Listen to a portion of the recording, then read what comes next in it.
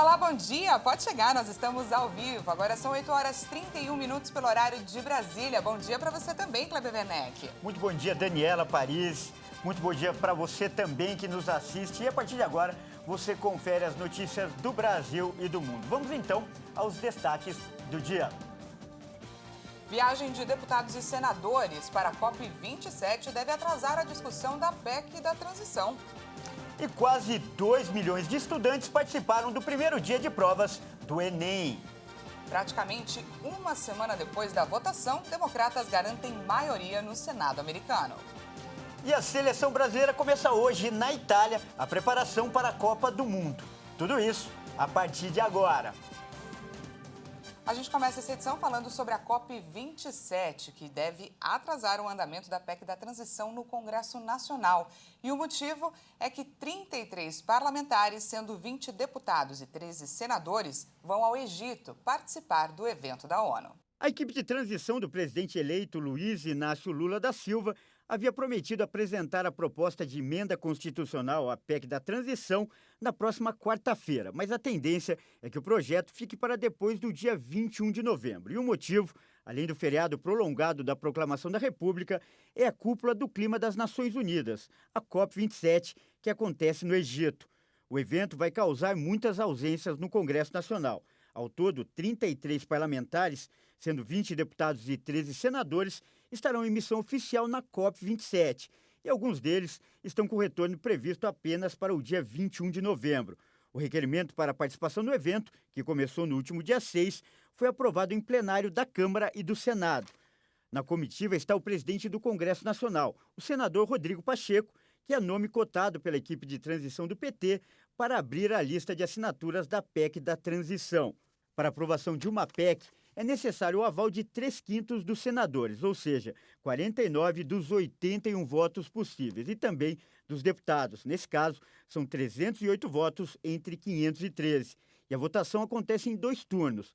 A proposta precisa começar por uma das casas, e no caso da transição, a previsão é começar pelo Senado. A PEC está sendo elaborada pela equipe de transição para garantir o cumprimento em 2023 de promessas de campanha do presidente eleito, entre as quais o pagamento do auxílio de R$ 600 e o aumento no valor do salário mínimo. Olha, e ainda falando da COP, o presidente eleito também viaja hoje para participar do evento. E a expectativa é que Lula anuncie no Egito os nomes dos ministros do Meio Ambiente e também dos povos originários. 2 ministérios podem ser definidos durante a COP27, que acontece em Sharm el-Sheikh, no Egito. A expectativa é que Lula anuncie os futuros ministros do Meio Ambiente e também para a pasta dos povos originários. O presidente eleito também pode anunciar uma revisão das políticas ambientais do Brasil e a criação de uma nova autoridade climática nacional.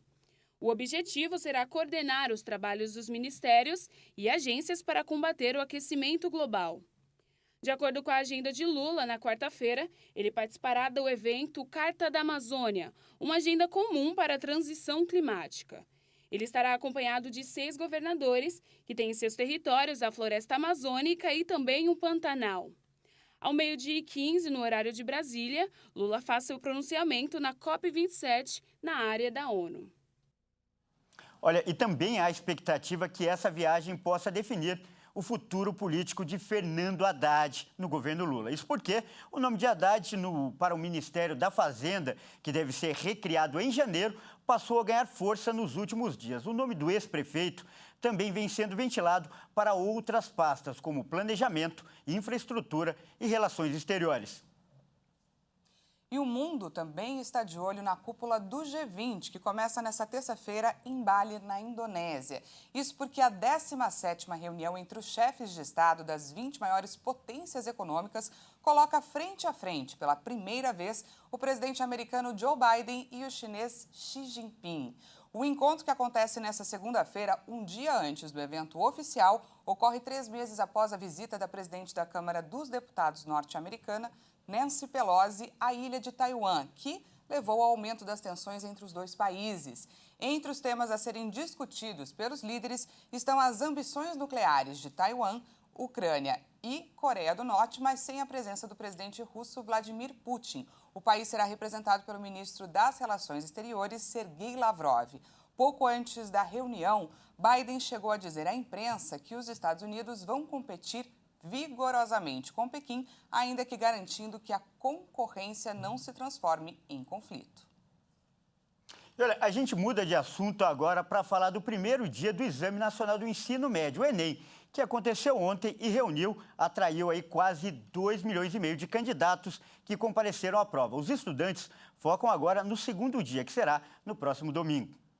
Ao todo, 2.490.880 participantes compareceram ao primeiro dia do Exame Nacional do Ensino Médio neste domingo. O número corresponde a 73,3% dos cerca de 3.400.000 inscritos nas duas versões, impressa e digital. Os participantes realizaram provas de linguagens, códigos e suas tecnologias, ciências humanas e suas tecnologias. Também foi dia da redação com o tema Desafios para a Valorização de Comunidades e Povos Tradicionais no Brasil. O exame vai continuar no próximo domingo, dia 20 de novembro, quando vai ser a vez de resolver itens de ciências da natureza e suas tecnologias e matemática e suas tecnologias. Enem é uma das principais portas de entrada para a educação superior no Brasil, por meio do SISU e do ProUni, ambas ações do Ministério da Educação. Instituições de ensino públicas e privadas utilizam o Enem para selecionar estudantes. Os resultados são usados como critério único ou complementar dos processos seletivos, além de servirem de parâmetros para acesso a auxílios governamentais, como proporcionado pelo Fundo de Financiamento Estudantil, o FIES. O INEP deve divulgar os gabaritos oficiais até o dia 23 deste mês, conforme previsto em edital. Agora a gente fala sobre o caso Flor de Lis. A ex-deputada foi condenada a 50 anos de prisão pelo homicídio do pastor Anderson do Carmo em junho de 2019. A sentença destaca que o crime evidencia a frieza e o menosprezo pela vida humana de Flor de Lis. Segundo a sentença, o assassinato do pastor Anderson do Carmo caracteriza uma demonstração explícita de ódio e que o fato do crime ter sido praticado na residência onde o casal vivia com mais de 50 filhos tornou o crime ainda mais bárbaro. O documento ainda destaca a frieza e menosprezo pela vida humana da ex-deputada. Flor de Lis foi condenada por homicídio triplamente qualificado, tentativa de homicídio duplamente qualificado, além do uso de documento falso e associação criminosa armada. Ela deve cumprir 50 anos e 28 dias de prisão. Simone dos Santos Rodrigues, filha biológica de Flor de Lis, também foi condenada. Ela deve cumprir 31 anos e 4 meses de prisão por homicídio triplamente qualificado, tentativa de homicídio duplamente qualificado e associação criminosa armada. Rayane dos Santos, neta biológica da ex-deputada Marzi Teixeira, e André Luiz de Oliveira, filhos adotivos de Flor de Lis, foram inocentados. Flor de Lis voltou a negar que tenha envolvimento na execução. Ela se emocionou muito durante o interrogatório e um dos jurados chegou a perguntar se o choro era real. E a ex-deputada confirmou que sim. E o assunto agora é saúde. Com o avanço do número de casos de coronavírus provocado pela circulação da variante BQ.1, o Ministério da Saúde voltou a recomendar a volta do uso de máscaras. Na semana entre 6 e 11 de novembro, foram notificados 57.825 casos e 314 mortes causadas pelo coronavírus. Com isso, a média móvel dos últimos 7 dias ficou em 8.448 diagnósticos diários, representando um aumento de 120% em relação à semana anterior, que teve 3.834 casos. Já a média móvel de óbitos teve um aumento de 28%. Foi de 46 mortes para 36. Com esse novo cenário, a recomendação para a volta do uso de máscaras é para, principalmente, pessoas com fatores de risco, como imunossuprimidos, idosos, gestantes e pessoas com múltiplas comorbidades. Assim como para quem teve contato com infectados e indivíduos que estejam em situação de maior risco de contaminação, como em locais fechados e mal ventilados, locais com aglomeração e serviços de saúde. E como mais de 69 milhões de brasileiros deixaram de receber a primeira dose de reforço das vacinas contra a Covid-19, o ministro da Saúde, Marcelo Queiroga, fez um apelo à população em uma publicação nas redes sociais e pediu pela adesão aos reforços contra a doença. Vale lembrar que no Brasil são aplicadas as vacinas da Pfizer, AstraZeneca, Janssen e Coronavac contra a Covid-19. O esquema vacinal primário é de 2 doses para a maior parte dos imunizantes e a aplicação de doses de reforço tem como base a recomendação do Ministério da Saúde, considerando aspectos como idade e condição de saúde. A proteção contra a Covid-19 conferida pelas vacinas tende a diminuir com o passar do tempo. Por isso, doses de reforço são necessárias para recompor a imunidade contra a doença e reduzir os riscos de agravamento e de morte pela infecção. Olha, e ainda sobre esse assunto, a capital paulista prevê começar a vacinação de crianças de 6 meses a 3 anos com comorbidades a partir desta quinta-feira. Segundo a Secretaria Municipal da Saúde, a cidade de São Paulo recebeu do Ministério da Saúde quase 35 mil doses do imunizante da Pfizer, que é voltado para este público. E agora a gente traz um alerta com relação a Black Friday, não é, Kleber? Porque o Procon de São Paulo divulgou uma lista com as empresas campeãs de reclamações relacionadas à data. Verdade, Dani. E olha só, com a aproximação da tradicional data, é preciso se atentar às recomendações para evitar cair em golpes. Black Friday chegando e muita gente já espera ansiosa pelas ofertas, com descontos de até 70%, segundo os anúncios. A gente junta dinheiro o ano todo, né, para poder economizar no final do ano, comprar o que a gente quer, celular, acho que muito eletrodoméstico também, né, fica mais barato no final de novembro. Mas muita gente desconfia das promoções. Eu acho que é falso. Alguns passaram até a usar outro nome para o evento. Pode ser uma Black Fraud, com certeza. A nomenclatura tem várias explicações que nessa época do ano entram na mira de órgãos de defesa do consumidor, como o Procon de São Paulo. Quando o fornecedor ele informa que aquele produto faz parte da promoção da Black Friday, mas na verdade não houve um desconto, realmente uma vantagem para o consumidor, a gente pode entender que houve até uma maquiagem de preço, digamos assim. Essa maquiagem de preço ela pode acontecer quando o frete é muito superior ao valor normal, né, acabando por anular aquele desconto que está sendo concedido, né? Então, existem várias formas, né, do consumidor restar prejudicado em função desse procedimento do fornecedor. Sobre golpes na Black Friday, o Procon de São Paulo recebeu cerca de 700 denúncias só no ano passado. Entre os principais motivos das reclamações estavam maquiagem de descontos, mudança de preços, indisponibilidade de produtos ou serviços, pedidos cancelados, atraso na entrega e até denúncias de produtos que nunca chegaram à casa dos consumidores. Segundo o órgão paulista, a maioria das fraudes acontece no comércio online. Por isso, é no ambiente virtual que a atenção deve ser redobrada. É importante que ele tenha um antivírus instalado na sua máquina, que ele verifique quando ele, durante a navegação do site, quando ele entra naquele site de ofertas, se existe aquele cadeado ali no canto esquerdo que garante a segurança ali da operação. Quando ele se deparar com a oferta, printar aquela oferta, né, tirar uma foto do computador ou do celular, indicando o nome da empresa, o valor que está sendo praticado naquele momento. Tem que se assegurar que na foto, na imagem, apareça a data e a hora. Tudo isso para que se tenha em mãos todas as provas necessárias ao Procon ou outros órgãos de defesa em caso de golpe. O Procon pode atuar de forma sancionatória, até aplicando uma multa pelo não cumprimento dessa promoção. Antes de efetuar uma compra online, o Procon orienta o consumidor a pesquisar algumas informações sobre a empresa, como o CNPJ dela no site da Receita Federal, data de abertura do negócio e o endereço físico do estabelecimento. E para não ser atraído por falsos descontos, também é preciso começar a avaliar preços muito antes da data do evento. Uma lição que a Fernanda aprendeu direitinho ao longo dos anos.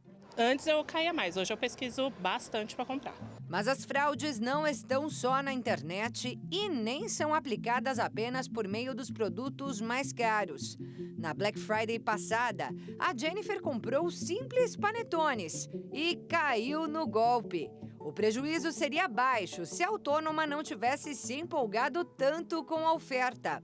Ela conta que aproveitou o desconto para comprar panetones de presente para toda a família. Na hora eu achei que ele estava em conta, né? Pela situação ali da época. Mas depois, mais pra frente, isso um mês depois, estava bem mais em conta. Então eu falei, poxa vida, tinha que ter esperado então, porque a Black Friday não valeu para esse produto. Você chegou a denunciar a loja ou não? Não cheguei a denunciar a loja não, mas o ideal era, né?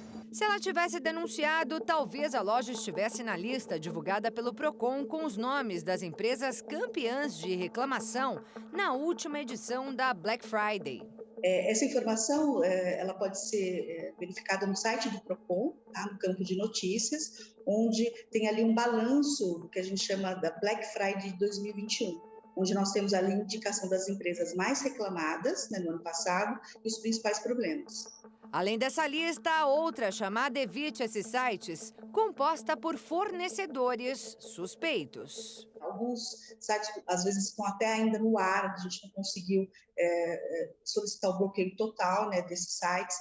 Então, tomar muito cuidado com as ofertas em redes sociais, né? É importante que o consumidor tenha um laço, uma forma de depois reclamar ou que a gente possa depois acionar a empresa para que ela possa cumprir aqui o dever que ela tem com o consumidor de garantir o cumprimento da oferta, uma boa experiência, digamos assim, durante a Black Friday. E veja a seguir, democratas garantem maioria no Senado dos Estados Unidos. E você vai ver também, a seleção brasileira já está na Itália, onde começa a preparação para a Copa do Catar. Nós voltamos já.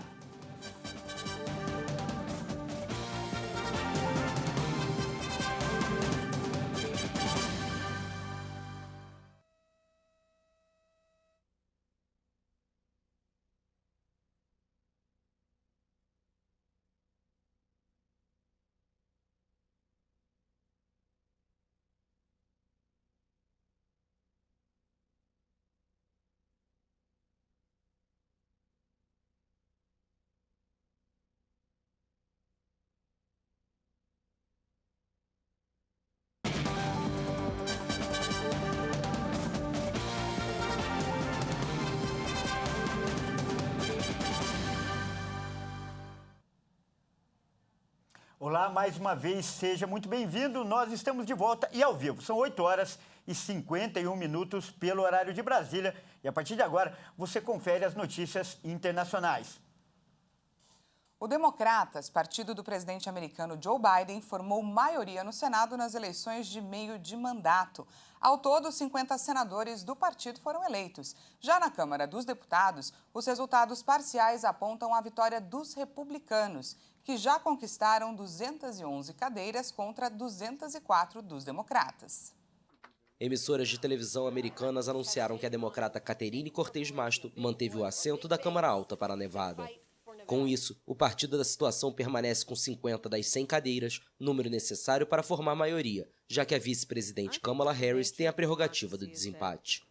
O presidente Joe Biden comemorou o resultado do Camboja, onde participou de uma cúpula da Associação das Nações do Sudeste Asiático, antes de partir para a reunião do G20 em Bali, na Indonésia. Parabéns ao senador Schumer, ele tem uma maioria novamente. Vamos nos concentrar agora na Geórgia. Nos sentimos bem sobre onde estamos e eu sei que sou otimista, entendo, mas eu não estou surpreso com a participação. Estou incrivelmente satisfeito. Os democratas ainda podem conquistar a vaga no estado da Geórgia, onde haverá um segundo turno em 6 de dezembro. Os republicanos não alcançaram a esperada onda vermelha nas eleições de meio de mandato, tradicionalmente desfavoráveis ao partido no poder. Mas a situação é diferente na Câmara de Representantes, onde a NBC News apontou que o partido deve ficar com 220 assentos contra 215 dos democratas. A vantagem deve ser usada para iniciar investigações parlamentares contra o governo Biden e associados. Mas sem o Senado, a oposição republicana não vai poder aprovar leis contrárias aos interesses da Casa Branca, nem bloquear nomeações de juízes, embaixadores e funcionários de governo. E 6 pessoas morreram em uma colisão de 2 aviões durante um show aéreo em Dallas, nos Estados Unidos. A Agência de Aviação dos Estados Unidos confirmou que um bombardeiro Boeing B-17 Flying Fortress e um caça-Bell P-63 King Cobra colidiram no ar durante o evento Wings Over Dallas, durante o fim de semana prolongado pelo feriado de 11 de novembro, Dia dos Veteranos de Guerra.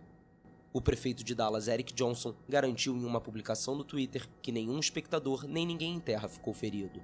O sindicato de pilotos Allied Pilots Association confirmou na noite de sábado que 2 membros aposentados do grupo morreram a bordo do B-17. A Força Aérea Comemorativa, que organizou o evento, declarou que o B-17 normalmente opera com 4 ou 5 tripulantes, enquanto o P-63 leva apenas um piloto. A organização acrescentou que os pilotos que operam os aviões durante essas apresentações são voluntários experientes com treinamento bastante vasto e muitos também são pilotos militares reformados. E olha só, faltam 6 dias para a Copa do Mundo, está chegando. No Boletim Esquenta Qatar de hoje, Leonardo Félix apresenta o luxuoso aeroporto internacional de Hamad, na capital Doha. Olá pessoal, este é o Esquenta Qatar 2022, que traz informações e curiosidades da Copa do Mundo aqui na nossa programação. Você sabia que o aeroporto internacional de Hamad, em Doha, é o melhor do mundo? De acordo com a World Airport Awards, uma premiação britânica especializada no mercado de aviação, não há aeroporto mais luxuoso no planeta do que o terminal da capital do Catar. Com uma arquitetura surpreendente, ele abriga obras de arte e jardins que incrementam a viagem de quem passa por ali. Turistas que fazem conexão em Hamad podem desfrutar de passeios gratuitos pela cidade, acomodação e alimentação grátis, a depender da duração da parada. É isso aí, faltam 6 dias para a Copa do Mundo Qatar 2022. E a seleção brasileira começa hoje na Itália, preparação para a Copa do Qatar. O local escolhido para iniciar os trabalhos foi o Centro de Treinamento da Juventus de Turim. É verdade, Dani. E os 3 jogadores que atuam no Brasil e o técnico Tite foram os primeiros a chegar. Hoje, os atletas que jogam em times da Europa vão completar o grupo. Vamos ver? Depois de cerca de 11 horas de voo, a delegação brasileira, que deixou o Rio de Janeiro na noite de sábado, chegou a Turim, na Itália. Fizeram parte da primeira leva o técnico Tite e os atletas Everton Ribeiro e Pedro, que atuam no futebol brasileiro. Eles foram recepcionados por um pequeno grupo de torcedores que estava no local. Além deles, estavam no voo o restante da comissão técnica e o presidente da CBF, Edinaldo Rodrigues, que chefiará a delegação. Os 23 jogadores que atuam no futebol europeu chegarão nesta segunda-feira até o meio-dia. São 3 voos fretados para os atletas. A parte da tarde já será de atividade, a primeira no CT da Juventus. O centro de treinamento do clube italiano vai hospedar a seleção brasileira, que ficará em um hotel dentro do complexo. A delegação tem 105 dos 138 quartos reservados. E aí, Kleber, você está otimista, está confiante no desempenho da seleção brasileira? Olha, Dani, eu tô sim. Eu acho que esse ano a gente tem grandes chances de trazer o hexacampeonato. Mas tem um detalhe, eu acho que essa seleção pode conseguir uma vitória importante fora de campo, que é unir o povo de novo. Isso é verdade, Kleber. Depois de vários momentos, vários meses de divisão por questões políticas, a esperança é que o povo brasileiro agora fique unido em uma só torcida, não é? A torcida pelo Hexa. Verdade, essa é a nossa torcida também. E essa edição fica por aqui. Nós agradecemos muito pela sua companhia. Às 10 horas você volta com mais informações? Às 10 horas eu estou de volta. E eu volto às 11. Até mais. Até mais.